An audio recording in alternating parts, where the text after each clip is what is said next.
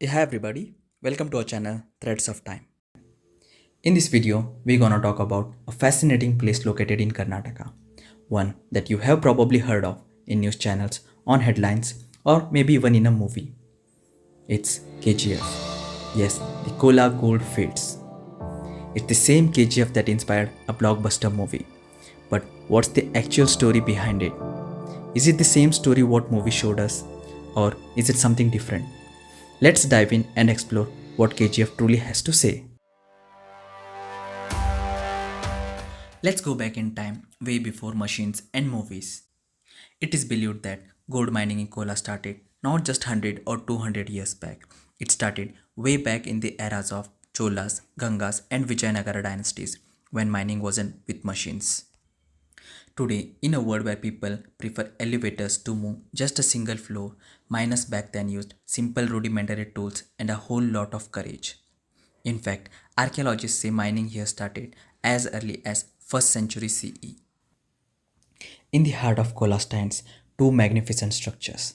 One, the Kolarama temple, built by Cholas, dedicated to goddess Parvati. Second, the Someshwar temple, a classic from Vijayanagara era, dedicated to Lord Shiva. These aren't just the places of worship, they are living museums of stone, echoing the stories of past. Inscriptions found on the walls of these temples tell us that gold wasn't just about money, it was spiritual and it was royal. Gold extracted in this region funded temples, rituals, and even royal treasuries. The region was once called Nikarili Cholamandalam, which means the Chola territory rich in gold. So far, it was all about the ancient history, but the modern rediscovery of the gold in Kolar was first recorded in 1871 during the British era. A British army officer named Michael Lavelle heard these age-old stories about the gold buried in the hills of Kolar. Out of curiosity, Lavelle personally visits the region and inspects the land himself.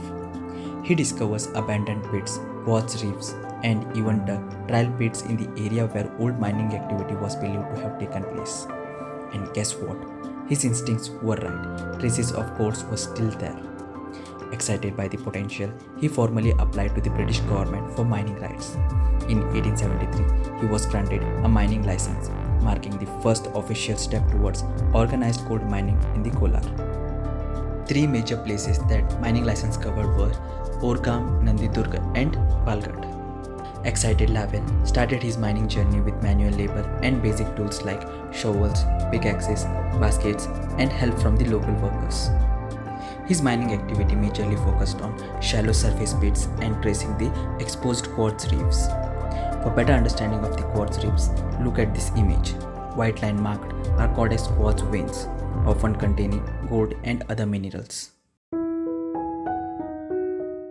Without proper funding, advanced equipments, or large-scale support, mining turned out to be expensive for Lavelle. He couldn't go deep enough to sustain the profitable gold extraction. At last, he had to give up and pass the rights to a large British company called John Taylor and Sons. After taking control of Kola mines, John Taylor and Sons had one goal: to go big. They weren't here to play around, they were here to dominate. They came in with deep pockets and some serious machineries like steam powered drills, massive hoists, and a workforce ready to dig not just few meters but over 3000 meters into the earth. It was mining on a whole new level, something Lavelle could only dream of. They ended up building jaw-dropping 95 kilometers of tunnel beneath the earth. And just when people thought that's impressive, boom! In 1890s, they introduced something called cyanide leaching, a fancy process that extracted even more gold from the rocks. A total game changer. Basically, they turned Kolar into one of the most advanced gold mining operations of its time. With everything running like clockwork, KGF went on to produce over 90% of the India's gold.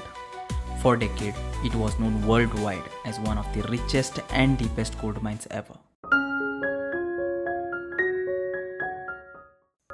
With machines stretching for miles and machines digging deeper than ever before, John Taylor and Sons turned Kolar into a mining powerhouse.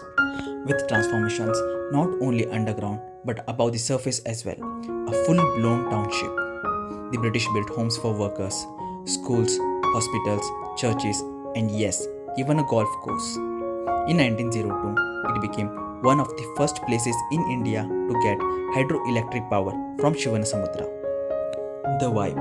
It was so British that people started calling it Little England, right in the heart of Karnataka.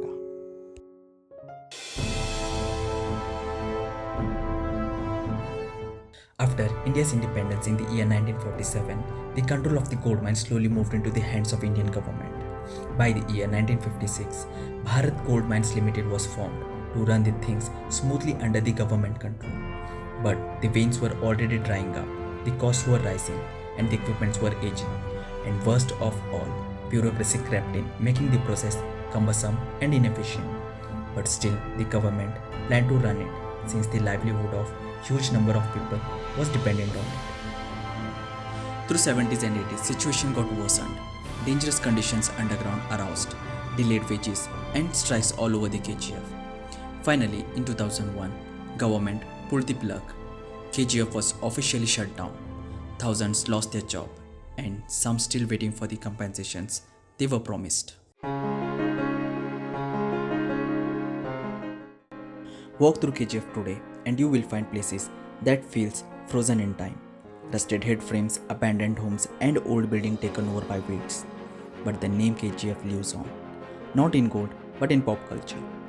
The KGF movie series brought global attention to this forgotten town. Not the real story of course, but it got people asking what really happened in KGF.